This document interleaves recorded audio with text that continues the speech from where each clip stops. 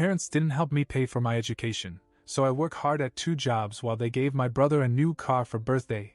I got angry and told them who they really were. I always wanted to be a lawyer. Maybe it was because I grew up watching courtroom dramas. Or maybe it was the way people would light up when I argued my point and backed it up with facts. My parents loved that about me at first. They used to brag that their son was going to be the first lawyer in the family. When I got into a good pre-law program at a university not too far from home, they threw a little dinner party. Nothing big, but enough to show me off to a few neighbors and relatives. I remember my mother telling people how proud she was and how my determination inspired my younger brother, Charles, who was still in high school.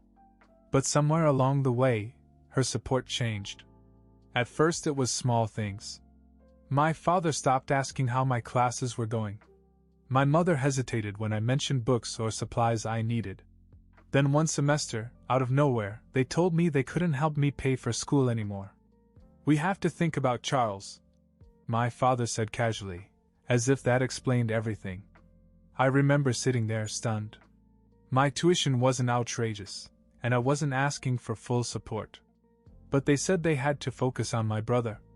He was 17 at the time and a year away from graduation. It made no sense. They didn't say they couldn't afford to help. They said they wouldn't. "You're an adult now," my mother added. "You need to learn to take care of your own life." And that was that. No discussion, no compromise. Just a shrug of the shoulders and a closed door. I had no choice but to figure it out. I got a construction job during the day and started working part-time at McDonald's at night. It was exhausting, but I wasn't going to give up. I'd made it this far, and I wasn't going to let their sudden indifference derail my plans. Still, it stung. Every time I dragged myself home after a double shift, covered in sweat and grease, I wondered what had changed. Why was everything suddenly about Charles? I hadn't told anyone, not my friends, not my professors, not even my uncle, who was close to me. I kept my head down and carried on, thinking that maybe, just maybe, they'd see how hard I was trying and offer some kind of help. But instead, they surprised me in ways I wasn't prepared for. About a year after they cut me off, Charles turned 18. I was so busy with work and school that I hadn't paid much attention to what was going on at home, but I couldn't miss the build-up to his birthday. It was like a full-scale production. They hired a caterer, put up decorations all over the house, and invited what seemed like half the neighborhood. I didn't even get a heads up. I found out when I got home from work the night before and saw them unloading boxes of supplies. The day of the party, I was already upset. I barely slept after working a late shift at McDonald's, and I had a ton of reading to do for one of my classes. But when I saw what was waiting in the driveway, my irritation turned into something darker. Parked there, with a giant red ribbon on top, was a brand new car. And not just any car, a sleek, shiny SUV that probably cost more than my entire tuition. "Surprise!" I heard my mom yell as I walked past the living room, where Charles was sitting with a goofy grin, surrounded by friends and family. I couldn't believe it. They wouldn't even help me out with a few $100s for books, but they could drop tens of thousands of dollars on a car for Charles? I tried to shake it off.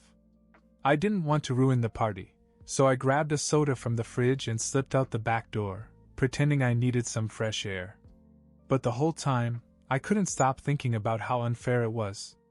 Later that evening, I came back inside to get my keys and go for a drive, just to clear my head. As I walked through the house, I heard my parents talking about how proud they were of Charles.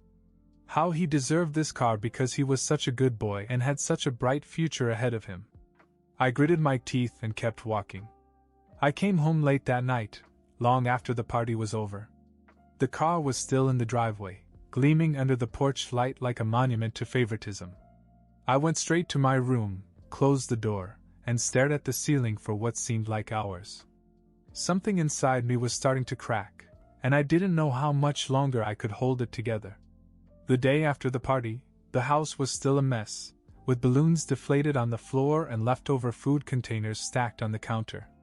My parents were in the kitchen talking as if they were still on a high from the night before. Charles was outside polishing his new car, making sure it looked as perfect as the day he got it. I tried to keep my head down and not think about it. I had a construction shift to get to and some reading to do later, so I made myself some breakfast and tried to focus on the day ahead. But as I sat there, I couldn't help but overhear my parents' conversation. "He's so lucky," my mother said with a smile. "This car is going to make his life so much easier." My dad nodded. "He's a good kid. He deserves it. He's got such a bright future ahead of him." I stared at my plate, my appetite gone. They said it so casually, like it was just a fact. Charles deserved everything and I didn't. A few hours later, as I laced up my work boots in the hallway, Charles walked in. He was grinning, holding the keys to his new car like a trophy. "Man, yesterday was awesome," he said. "You should have stayed. Everyone was excited about the car." "Yeah, I saw it," I said. "Are you jealous?" He laughed, but the way he said it rubbed me the wrong way. I didn't answer. I just grabbed my bag and went to work. I couldn't stop thinking about it that day. Every swing of the hammer and flip of the French fry felt heavier than usual, weighed down by anger I didn't know how to let go of. I had tried so hard working, studying, barely sleeping, and it didn't seem to matter. They hadn't even asked how I was doing in months, yet they had no problem throwing Charles a huge party and buying him a car that cost more than my entire year's tuition. By the time I got home, it was late, after midnight. The house was dark except for the kitchen light. My parents were still up, sitting at the table, drinking coffee and talking quietly. I walked in, intending to grab some water and go straight to bed, but when my mom looked up and smiled, I felt something inside me crack. "Oh, you're back," she said. "We were just saying how proud we are of Charles. He's so lucky to have such a bright future." I couldn't hold it in anymore. "Lucky?" I said.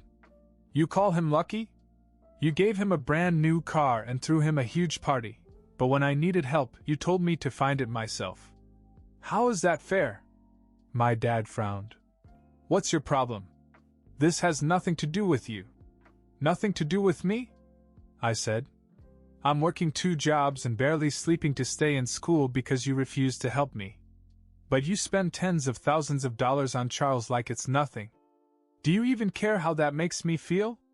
My mother looked at me like I was being dramatic. "Charles is younger. He needs more support. You're older and doing fine on your own. Why are you making such a big deal out of this?" I felt my anger boiling over. "Doing fine? Do you even know what my life is like right now? I'm killing myself trying to keep up with everything, and you can't even acknowledge it. Meanwhile, you give Charles everything he could ever want and act like he's the golden child." Charles walked into the kitchen just then. He must have heard everything, but instead of saying anything helpful, he just grinned. "Hey, if you're upset, I can give you a ride in my new car. Maybe it'll cheer you up." I stared at him, speechless. I couldn't believe how dismissive he was, how little any of this seemed to matter to him or her. I didn't say another word. I just turned around, went to my room, and started packing my things. I didn't know where I was going, but I knew I couldn't stay there anymore. I barely slept that night. My mind was racing with all the things I wanted to say but didn't. When the sun came up, my bag was packed and sitting by the door. When I walked into the kitchen that morning, Charles was there, eating cereal as if nothing had happened. My parents were sitting at the table, scrolling through their phones, looking perfectly content. "You're up early," my mother said without looking up. "I'm leaving," I said. That got their attention. My dad put his phone down and gave me a quizzical look. "What do you mean, leaving?" "I'm done," I said. "I'm not going to stay in a house that treats me like I don't matter." My mother sighed as if I was being dramatic. "Don't be ridiculous. Where are you going to go anyway?" "To Uncle Rick's," I said. He'd always told me I could stay with him if I ever needed to. I'd never taken him up on it before, but now I didn't see any other option. "Uncle Rick?" My dad scoffed. "You think he's going to put up with this attitude? Better than staying here," I said. Charles leaned back in his chair, still smirking.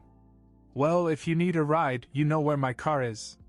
My mom chuckled at that, and even my dad grinned. It was as if they didn't take me seriously at all. That was when I snapped. You know what? I said, my voice shaking. You two are the most selfish, narcissistic people I've ever met. You act like I'm an afterthought, like I don't deserve anything because I'm older. You keep saying that Charles needs more support, but what about me? When did I stop being your child? They didn't say anything, so I continued.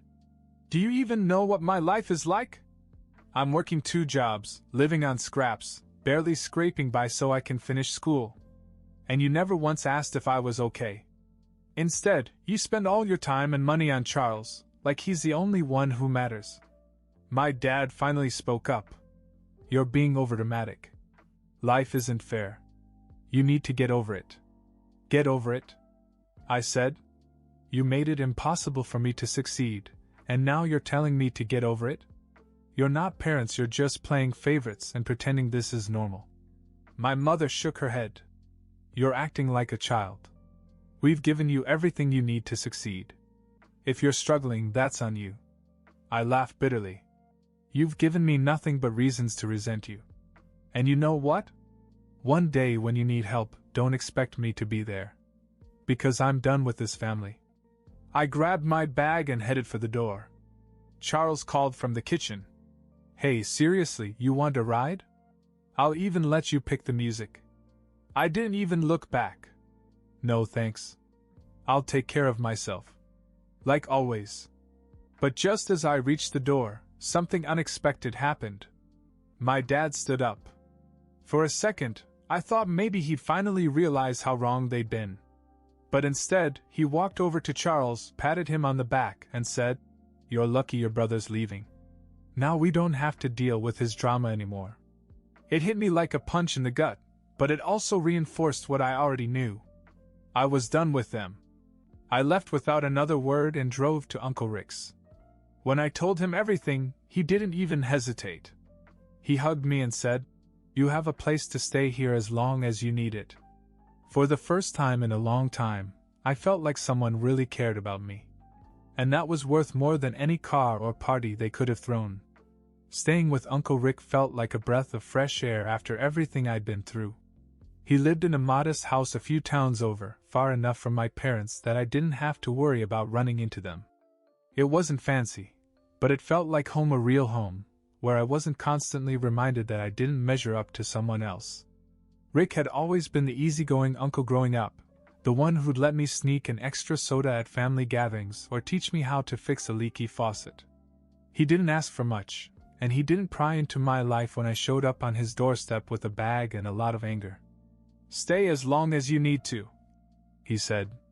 We'll figure it out. For the first few weeks, I kept my head down. I worked my construction shifts, went to class, and spent my nights at the small desk Rick had set up for me in the guest room. I didn't talk much about my parents or Charles. Frankly, I didn't want to think about them. But Rick was observant. One night at dinner he asked, So what really happened? Why'd you leave? I hesitated, but finally I told him everything: the favoritism, the car, the party, the constant dismissal of my efforts, and finally the moment when my father made it clear that he didn't care if I walked out of their lives. Rick didn't interrupt. He just nodded and listened, his expression hard to read. When I finished, he leaned back in his chair and said, You know, that's not how family should treat you. It's not right. I nodded, but it felt good to hear someone else say it. A few days later, Rick did something I never expected him to do. He pulled out a checkbook and handed me a check for a few $1,000s. What's this? I asked, staring at it in shock. It's for school, he said. I know you're busting your ass to get there, but you shouldn't have to kill yourself over it. Take this, quit one of your jobs, and focus on what matters. I didn't know what to say. I'd felt like I had to do everything on my own for so long that accepting help felt strange. But Rick didn't make a big deal out of it. He just shrugged and said, If you really want to pay me back someday, you can. But for now, just take it. So I did. I quit McDonald's the next week, and for the first time in a year, I felt like I could breathe. I still worked construction during the day, but my evenings were free to focus on school and occasionally just relax. Uncle Rick became my biggest supporter. He'd ask about my classes, help me practice for mock trials, and even sit through lengthy explanations of case law. He didn't have kids or a wife, so I think having someone around gave him a sense of purpose. And honestly, it gave me a sense of belonging that I hadn't felt in a long time. It wasn't perfect. I still felt the sting of what my parents had done, and there were times when I wondered if they ever thought about me. But life at Rick's house was stable, and for the first time I felt like I was actually building something for myself. Then one day something surprising happened. My mom called. When my phone rang and I saw my mom's name on the screen, I froze. It had been months since I'd spoken to her. Part of me wanted to ignore it, but another part, the part that still craved some kind of acknowledgement, couldn't resist. I replied with a hesitant, "Hello?" "Hi," she said, her voice softer than I had expected. "How are you?" I wasn't sure how to answer. The last time we'd spoken, she'd practically laughed me out of the house. Now here she was, acting like everything was fine. "I'm fine," I said carefully. "How about you?" "We're fine," she said quickly. Then, after a pause, "We were just wondering how things were going with school and life." It felt strange, like she was testing the waters to see if I was still angry. "School's fine," I said. "Work is busy, but manageable." "Oh, good," she said. "Your dad and I were talking the other day, and we realized that we hadn't really checked in on you. We figured you were busy, but—" She trailed off, and I could tell there was more she wasn't saying. "Why now?" I asked, not accusing, but genuinely curious. There was a pause before she answered. "Well, Charles mentioned that you'd left, and we didn't think you'd actually stay away that long. We were worried." I almost laughed. Worried? They hadn't seemed worried when I walked out the door. But something in their tone stopped me. Maybe it wasn't a full apology, but it was the closest I'd gotten from them in years. We talked for a few more minutes, mostly about superficial things, my classes, how Charles was doing, how my dad's work was going. It wasn't much, but it felt like a beginning. After we hung up, I sat there for a long time, thinking. Part of me wanted to let it go, to let her back in and pretend the past year hadn't happened. But another part of me was still angry, still hurt. When I told Rick about the phone call, he nodded thoughtfully. "People don't change overnight," he said. "But it sounds like they're trying. Whether you give them another chance is up to you." I wasn't ready to make that decision. Over the next few weeks, my parents called more often. My dad even reached out once, which was rare. The conversations were awkward at first, but they became more natural. They'd ask about my classes, and I'd ask how things were at home. It wasn't perfect, but it was something. Still, I didn't go back. I stayed with Rick, who seemed perfectly happy to have me around. He even joked one night, "You're better company than the dog I was thinking about getting." I laughed, but deep down I knew I'd be forever grateful to him. Rick hadn't just given me a place to stay, he'd given me a chance to catch my breath, to rebuild my life on my own terms. Then, out of the blue, my dad invited me over for dinner. "Just to catch up," he said. I wasn't sure what to expect, but I said yes. After all, maybe it was time to see if things had really changed. Dinner at my parents' house was awkward but polite. They asked about school and work, and I answered, keeping things polite but distant. Toward the end, my father cleared his throat and said, "We've been thinking about what you said. You were right, we haven't been fair to you." My mother added, "We want to make it up to you. If you need anything, money, a place to stay, we are here for you." It felt sincere, and I appreciated it, but I had already made my decision. "Thanks," I said, "but I'm fine. Uncle Rick has been incredible. I'm happy there, and I've built a life that works for me." They looked disappointed, but didn't argue. My mother said quietly, "We understand. I stayed with Uncle Rick, and life with him was simple but meaningful. We went fishing on the weekends, something I never thought I'd enjoy, but it became our thing. He taught me how to cast a line and cook a perfect fish, and we'd talk for hours on the water. Rick wasn't just my uncle, he became the father figure I didn't know I needed. With his support, I graduated on time and went to law school. I was still working part-time, but his help gave me the breathing room I needed to focus on my studies. My parents and Charles began to check in more often, and while I appreciated the effort, I kept a certain distance. My home, my real family, was with Rick.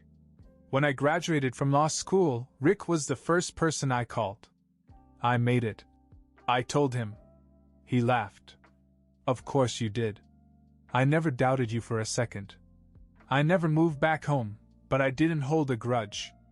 My parents and I found a balance, but my life with Rick was where I truly belong. Family, I realized, wasn't about who raised you, it was about who stood by you when it mattered most.